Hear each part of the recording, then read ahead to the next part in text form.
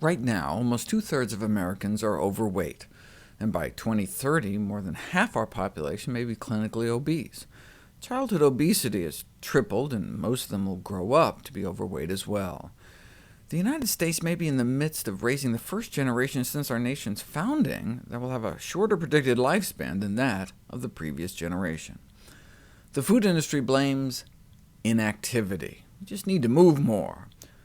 But what is the role of exercise in the treatment of obesity?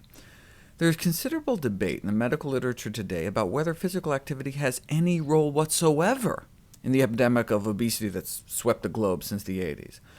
The increase in calories per person is more than sufficient to explain the U.S. epidemic of obesity. In fact, if anything, the level of physical activity over the last few decades has actually gone up in both Europe and North America. This has important policy implications. Yes, we still need to exercise more, but the priorities for reversing the obesity epidemic should focus on the overconsumption of calories.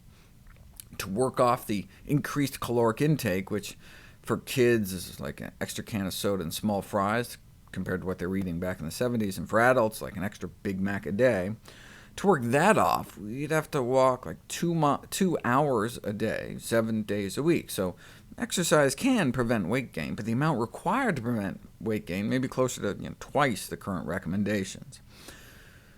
Public health advocates have been experimenting with including this kind of information. The fast food menu labeled with calories and the number of miles to walk to burn those calories appeared to be most effective in influencing the selection of lower-calorie meals. Now, exercise alone may have a small effect, and that small effect can make a big difference on a population scale. A 1% decrease in BMI nationwide might prevent millions of cases of diabetes and heart disease, thousands of cases of cancer. But why don't we lose more weight from exercise? It may be because we're just not doing it enough. I mean, the small magnitude of weight loss observed from the majority of exercise interventions, where they make people exercise, may be primarily due to how low the doses are of the prescribed exercise. People tend to overestimate how many calories are burned by physical activity. For example, there's this myth that a bout of sexual activity burns a few hundred calories. So hey, you could get a side of fries with that.